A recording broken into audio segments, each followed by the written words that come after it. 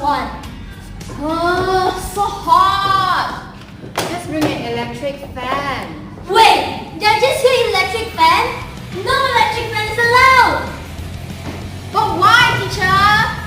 It is because electric fan is loud and it distracts the class. Student is going to lose focus when it is used. Huh? Now do you understand? Okay, teacher.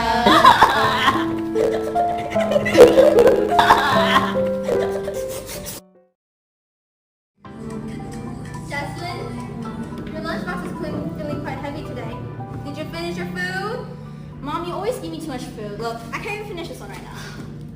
I'll pack you less next time, and you can throw that away if you can't finish it. You want some oranges, Miri? I found them in the fridge. Oh yeah, please. Most of them were rotten and I had to throw them away.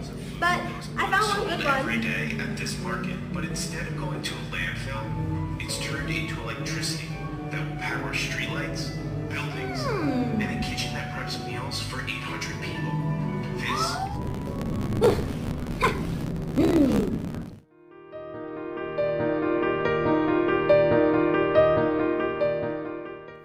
How it works.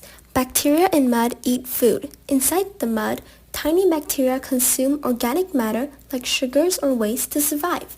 This bacteria releases electrons. While eating, they produce tiny particles of electricity called electrons. Then, these electrons travel from the mud anode through wires, creating a small electric current. On the other side, cathode, the electrons meet with oxygen and water, completing the circuit. This generates electricity to power the fan. Materials that are easy to find and budget-friendly, which is needed to build this small electric fan. First, you need 2 plastic containers such as takeaway containers with tight lids. Then, you will need food waste such as banana peel, potato peels, apple cores, or anything soft.